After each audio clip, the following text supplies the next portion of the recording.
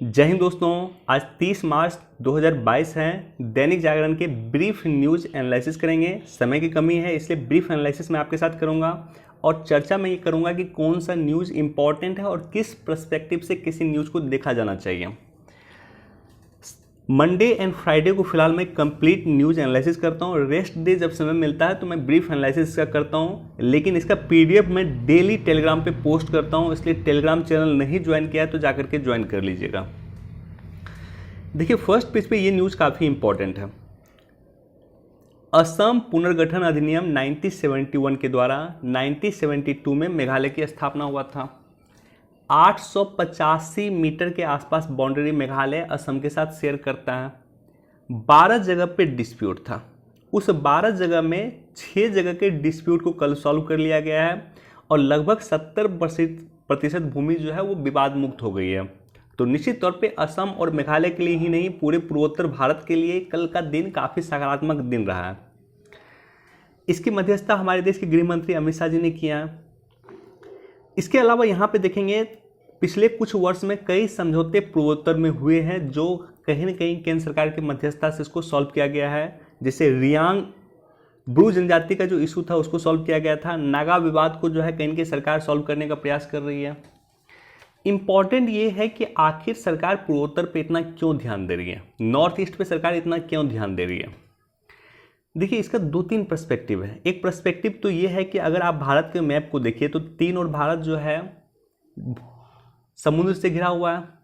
भारत के उत्तर में अगर आप देखिए हिमालय है, तो हिमालय होकर भारत कहीं और नहीं जा सकता है। भूमि के माध्यम से पाकिस्तान के द्वारा हम अन्य देश से कनेक्ट हो सकते हैं, लेकिन पाकिस्तान हमें रास्ता नहीं देगा। तो हमारे पास सिर्फ एक रास्ता होता है पूर्वोत्तर। पूर्वोत्तर के माध्यम से हम कहीं न कहीं म्यांमार कनेक्ट हो सकते हैं और म्यांमार के द्वारा हम वियतनाम तक पहुंचना चाहते हैं और दक्षिणी चीन सागर तक जाना चाहते हैं। तो आप देखे होंगे, आपने गौर किया होगा कि भारत सरकार लुक ईस्ट नीति की जगह एक्ट ईस्ट नीति लेकर आई है। यानी आसियान के साथ हम अपने संबंधों को काफ़ी स्ट्रॉन्ग कर रहे हैं पिछले कुछ वर्षों में। तो इसलिए आवश्यकता है कि हमें पूर्वोत्तर का विकास करने का, चूंकि पूर्वोत्तर के माध्यम से ही हम आसियान से जुड़ सकते हैं, पूर्वोत्तर के माध्यम से अन्य देशों तक हमारा एक्सेस हो सकता है। इसलिए आवश्यकता है कि हमें पूर्वोत्तर के विकास करने का। दूसरा रीजन ये है कि चीन जो है कहीं न कहीं पूर्वोत्तर से उसका सीमा लगता है, चीन के साथ हमारा विवाद चलता है। तो ऐसे कंडीशन में भी हमें पूर्वोत्तर को स्ट्रॉन्ग करने की आवश्यकता है। तो कई सारे पर्सपेक्टिव आपको मिलेगा कि सरकार ये सब जो काम कर रही है, केंद्र सरकार ये सब जो काम कर रही है, उसका रीजन है कि हमें पूर्वोत्तर को स्ट्रॉन्ग करना है, हमें अपने देश को स्ट्रॉन्ग करना है। बाकी इस न्यूज़ को पढ़ लीजिएगा। दोस्तों, सेकेंड न्यूज़ पे पढ़ने से पहले एक जरूरी इन्फॉर्मेशन आपके लिए ये है कि 67 बीपीएससी प्रीलिम्स का डेट ऑलरेडी आ चुका है। 8 मई को उसका डेट है। हम अपने इस यूट्यूब चैनल पे कई सारे टेस्ट सीरीज की शुरुआत किए हैं 67 बीपीएससी प्रीलिम्स के लिए। अगर आप 67 बीपीएससी प्रीलिम्स दे रहे हैं तो प्लेटफॉर्म टेस्ट सीरीज की शुरुआत मैंने किया है। सेट 1 हमने वहाँ पे सॉल्व कर लिया अपने चैनल पे। आज शाम में 4 बजे इसी यूट्यूब चैनल पे सेट 2 सॉल्व किया जाएगा। सेट 2 का वीडियो अपलोड किया जाएगा, जाकर के देख लीजिएगा। और जो भी सेट मैं सॉल्व करता हूँ यहाँ पे या वीडियो मैं बनाता हूँ उसका पीडीएफ मैं टेलीग्राम पे पोस्ट करता हूँ। तो पहले उस टेलीग्राम पे जो मैं पीडीएफ पोस्ट करता हूँ उससे सेट बना लीजिए और उसके बाद कहीं ना कहीं वीडियो देखिए तो आपको अधिक लाभ होगा। और साथ ही साथ अगर 67 बीपीएससी मेंस में कुछ इंपॉर्टेंट लेक्चर मैं इस चैनल पे लेकर आने वाला हूँ, इसलिए जो भी बीपीएससी की तैयारी कर रहे हैं उनके साथ निश्चित तौर पर इसे शेयर कर दीजिएगा। ये न्यूज़ जो है, इस न्यूज़ को वन टाइम पढ़ सकते हैं। अभी मैं देख रहा हूँ मार्च का समय चल रहा है और अभी ही कहीं ना कहीं लू स्टार्ट हो गया, तो गर्मी इस बार काफ़ी बढ़ने वाली है। देखिए, ये जो स्टेटमेंट है अपने आप में काफ़ी इंपॉर्टेंट स्टेटमेंट है, इसको आप लोग पढ़िएगा। ये स्टेटमेंट है कि जिस तरह से कोरोना महामारी के समय में देश की स्थिति रही थी, वित्तीय स्थिति रही थी, जिस तरह से सप्लाई चेन टूटा था, डिमांड और सप्लाई का जो चेन टूटा था जिस समय में कोरोना के समय में, उसी तरह की कुछ स्थिति वर्तमान में हुई है। कई सारी चीज़ें देश में महंगी हो रही है रूस और यूक्रेन युद्ध को लेकर के। तो कहीं भी अगर युद्ध होता है तो उसका पूरा वर्ल्ड पे इम्पैक्ट होता है। ये बात इस बात का द्योतक है, ये चीज़ इस बात का द्योतक है। कहीं भी अगर युद्ध होगा तो पूरे विश्व को उससे प्रभावित होगा और निश्चित तौर पे कहीं ना कहीं भारत भी इससे प्रभावित हो रहा है। ये हमारे देश के विदेश मंत्री का स्टेटमेंट है, बाकी इसको पढ़ लीजिएगा। बुजुर्गों की मदद के लिए सरकार ने भी बढ़ाए हाथ। देखिए, एक तो इम्पॉर्टेंट टॉपिक आपके लिए यह है कि इस देश में अभी 14 करोड़ बुजुर्ग हैं जिनकी आयु 60 वर्ष से अधिक है। सवाल ये उत्पन्न होता है कि आखिर बुजुर्ग की मदद के लिए सरकार कौन कौन सा स्टेप उठा रहे हैं। मेंस पर्सपेक्टिव से ये इंपॉर्टेंट है। सामाजिक न्याय और अधिकारिता मंत्रालय के तहत उनके कार्य आते हैं। तो बुजुर्ग की मदद के लिए कौन कौन सा स्टेप उठा रहे हैं, इस पे एक कंबाइंड नोट आप लोग बना लीजिएगा जो एग्जाम पर्सपेक्टिव से काफ़ी इंपॉर्टेंट होगा। और इस टॉपिक पे हालांकि कई बार हमने चर्चा भी किया।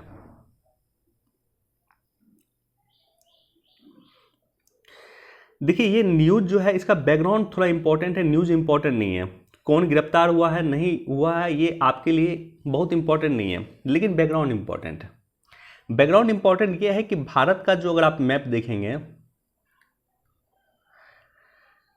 इधर हमारा म्यांमार वगैरह है पूर्व में, और पश्चिम में अफगानिस्तान, पाकिस्तान वगैरह, ईरान वगैरह है।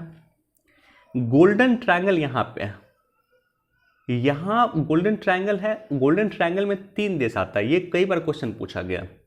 म्यांमार, लाओस और कंबोडिया, 3 देश आता है गोल्डन ट्रायंगल में। ये गोल्डन ट्रायंगल इसलिए कहा जाता है कि यहाँ पे सबसे अधिक हीरोइन की, सबसे अधिक ड्रग्स की तस्करी होती है या निर्माण होता है सबसे अधिक यहाँ पे, इसलिए इसे गोल्डन ट्रायंगल कहा जाता है। और इसी तरह से अफगानिस्तान को अगर आप देखेंगे, यहाँ पे भी कहीं ना कहीं ड्रग्स का बहुत बड़ा निर्माण होता है। तो एक साइड में हमारे पास अफगानिस्तान है, ईरान है, पाकिस्तान है, जहाँ से ड्रग्स की सप्लाई भारत में हो रहा है, और दूसरे साइड में हमारे पास म्यांमार है, लाओस है और कंबोडिया है, जहाँ से ड्रग्स की सप्लाई भारत में हो रहा है। तो ये कारण है कि एनसीबी, नारकोटिक्स कंट्रोल ब्यूरो, लगातार चर्चा में रहता है।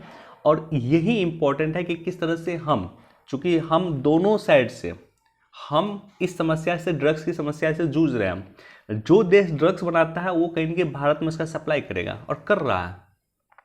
तो आवश्यकता इस बात की है कि इसको रोकने का उपाय कैसे किया जाए, राइट। और यही चीज़ आपके एग्जाम पर्सपेक्टिव से भी इंपॉर्टेंट है।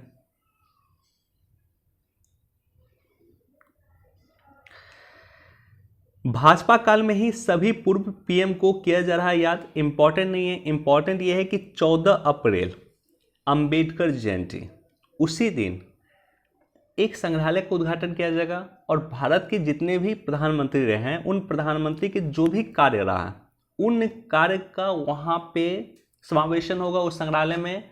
उस संग्रहालय में सभी प्रधानमंत्री के कार्यों का लेखा जोखा होगा कि आखिर क्या उन्होंने कार्य किया। तो एक तरह से संग्रहालय बनाया जा रहा है जहाँ पे हर एक प्राइम मिनिस्टर के दौरान किए गए स्टेप्स की चर्चा की जाएगी। तो निश्चित तौर पर एक सकारात्मक कदम है। श्रीलंका को हर मुसीबत से बचाने में जुटा भारत। देखिए, श्रीलंका कहीं न कहीं डेट ट्रैप में फंस गया था, चीन के डेट ट्रैप में फंस गया था, चीन की कर्ज की नीति में फंस गया था। और भारत लगातार प्रयास कर रहा है कि हम श्रीलंका को लिफ्ट अप करें। चीन की जो है ऋण जाल की नीति रही है, पैसा दे करके, ऋण दे करके फंसाने की जो नीति रही है, उसमें कहीं न कहीं श्रीलंका फंस गया था। तो भारत की वर्तमान में कोशिश है कि किस तरह से हम उनको, श्रीलंका को अपलिफ्ट करें, चीन के जाल से हम ऊपर करें। और ये भारत के लिए भी कहीं न कहीं अच्छा कदम होगा, राइट। श्रीलंका चीन के जाल में ना फंसे, ये भारत के लिए भी कदम होगा अच्छा। इसी तरह से आप देखिए मालदीव को। मालदीव एक समय में, जिस समय में अब्दुल्ला यामीन वहाँ के प्राइम मिनिस्टर थे, उस समय में लगभग मालदीव ट्रैप हो गया था चीन के जाल में। उसे भी भारत ने अपलिफ्ट कर लिया, भारत ने निकाल लिया।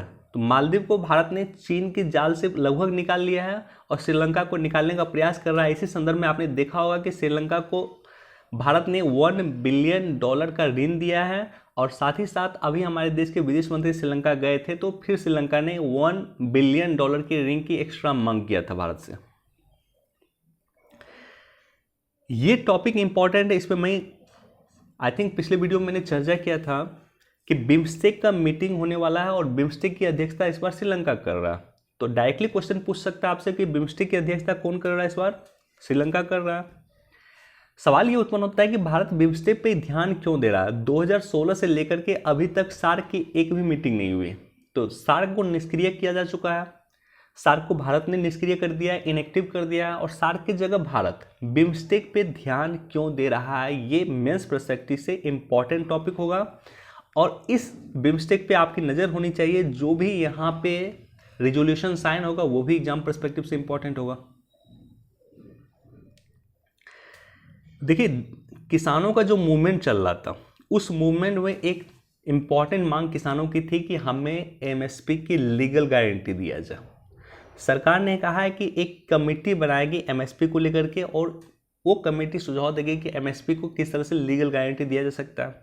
तो एक तो ये पॉइंट हो गया। दूसरा पॉइंट यहाँ पे दिया हुआ है कि सरकार प्राकृतिक खेती, नेचुरल फार्मिंग को लेकर के लगातार कॉन्शियस है, और नेचुरल फार्मिंग देश में किस तरह से करेगी इसको लेकर के भी सरकार एक कमेटी बनाई है। इसके अलावा आप देखिए बजट 2022-23 में इस बार जो बजट पेश हुआ उसमें सरकार ने कहा है कि गंगा जो नदी है उस नदी के चारों ओर 5 किलोमीटर के दायरे में, 5 किलोमीटर के रेंज में प्रथम चरण में प्राकृतिक खेती की शुरुआत किया जाएगा, और जो किसान करेंगे उसे अनुदान सरकार देगी। तो ये टॉपिक भी इम्पोर्टेंट है। कैच द रेन को बनाए जन आंदोलन। राष्ट्रपति ने जल शक्ति अभियान कैच द रेन की शुरुआत किया है, और साथ ही साथ राष्ट्रीय पुरस्कार प्रदान किया है जल संरक्षण को लेकर के। जल संरक्षण को लेकर के राष्ट्रीय पुरस्कार में पहला स्थान को मिला है यूपी। ये वनडे एग्जाम में पक्का पूछा जा सकता है, या बीपीएससी प्रीलिम्स में पक्का पूछा जा सकता है, यूपीएससी में भी पूछा जा सकता है। पहले स्थान पे यूपी रहा है, दूसरे स्थान पे राजस्थान रहा है, और तीसरे स्थान पे तमिलनाडु रहा। तो ये याद रखिएगा, राष्ट्रीय जल पुरस्कार जो दिया गया है, जल संरक्षण पुरस्कार, उसमें पहले स्थान पे हमारा यूपी रहा है।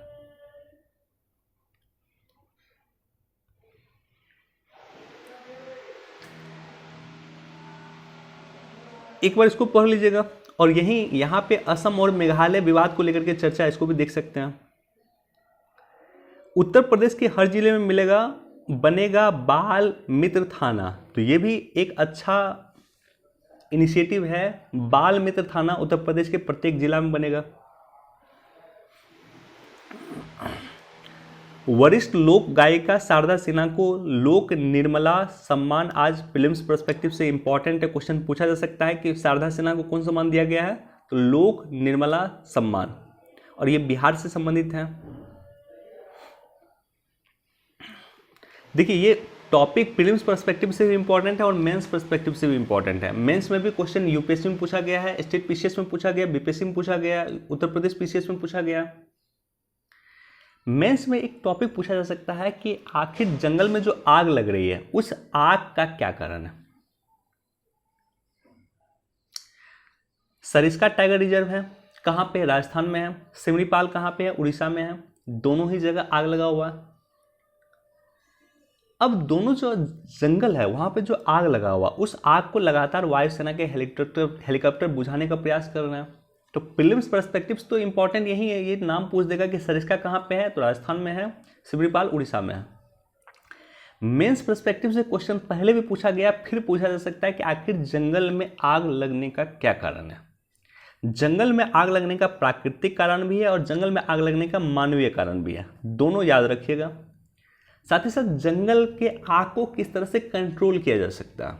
और अभी देखिए, अभी मार्च चल रहा है, अब जंगल में आग लगने की घटना बढ़ने लगेगी। जिस तरह से गर्मी बढ़ेगा उस तरह से जंगल में आग लगने की घटना बढ़ने लगेगी। तो मेंस में यही क्वेश्चन पूछा गया था कि जंगल में आग लगने का क्या कारण है और जंगल में आग लगने से रोकने के लिए क्या स्टेप उठाए जाने चाहिए। देखिए, ये जो टॉपिक है, ओके, दवा उत्पादन में आत्मनिर्भरता की ओर बढ़ रहा देश के कदम, ये हमारे देश के स्वास्थ्य मंत्री का स्टेटमेंट है। कोरोना के समय में दवा काफी चर्चा में थी। आप सभी को ज्ञात होगा कि भारत विश्व का सबसे बड़ा दवा का निर्माता है या मैन्युफैक्चरिंग हब कहा जाता है। भारत को विश्व का फार्मा हब कहा जाता है।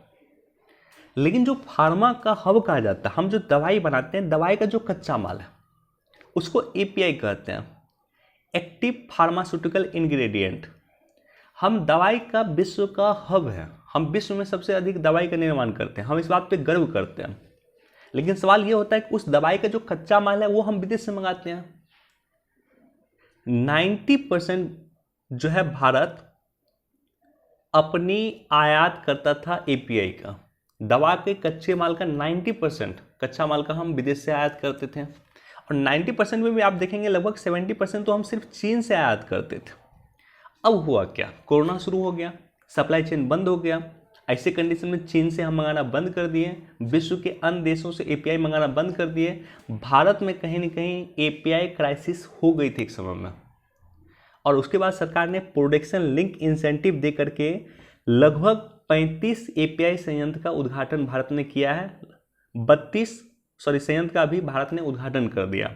तो इम्पॉर्टेंट यही है कि भारत का अब नेक्स्ट टारगेट है कि हमें, चूंकि दवाई में तो इसी भी विश्व में हम आत्मनिर्भर थे, विश्व का सप्लाई चेन हम ही डिसाइड करते थे, विश्व में मैन्युफैक्चरिंग हम ही डिसाइड करते थे, विश्व का हम ही थे, लेकिन दवाई के कच्चे माल में भी भारत सेल्फ सफिशिएंट बनेगा, सेल्फ रिलायंट बनेगा, आत्मनिर्भर बनेगा। इसके लिए प्रोडक्शन लिंक इंसेंटिव पीएलआई योजना में सरकार विशेष सब्सिडी दे रही है जो कंपनी एपीआई का उत्पादन करती है। ग्लोबल इंटेलिजेंस नेटवर्क से बढ़ेगा एमएसएमई का निर्यात। भारत 90% से अधिक, भारत में जो कंपनी है वो एमएसएमई कंपनी है। बिना एमएसएमई के विकास के हम कहीं ना कहीं देश का विकास नहीं कर सकते। बिना एमएसएमई के विकास के हम कहीं ना कहीं आगे नहीं बढ़ सकते हैं। जितना भारत निर्यात करता है उसका लगभग 45% सामान जो होता है वो एमएसएमई के द्वारा निर्मित सामान होता है। तो ऐसे कंडीशन में हम अगर निर्यात को और बढ़ाना चाहते हैं तो हमें ग्लोबल इंटेलिजेंस नेटवर्क बनाना पड़ेगा एमएसएमई के लिए, और सरकार इसके लिए तत्पर है। देखिए, $400 बिलियन का जो भारत ने निर्यात किया था हाल में, उसमें लगभग 10% यानी $40 बिलियन का निर्यात हमने सिर्फ किया था रत्न और आभूषण सेक्टर में। अब सरकार का टारगेट है कि रत्न और आभूषण सेक्टर में जो फिनेंशियल ईयर 2022-23 में जो 40 बिलियन डॉलर के आसपास का रत्न और आभूषण में निर्यात किया था उसे बढ़ा करके $100 बिलियन करना। इम्पॉर्टेंट यह भी है कि रत्न और आभूषण के सेक्टर में भारत विश्व को लीड करता है, राइट। एडिटोरियल कोई भी इंपॉर्टेंट नहीं है आज, एडिटोरियल को आप स्किप कर सकते हैं। पाकिस्तान के बारे में जानना है तो उसको पढ़ सकते हैं। पाकिस्तान में जिस तरह से क्राइसिस चल रहा है, नो कॉन्फिडेंस मोशन और विश्वास प्रस्ताव सरकार के खिलाफ लाया गया है, तो ये पाकिस्तान में चल रहा है।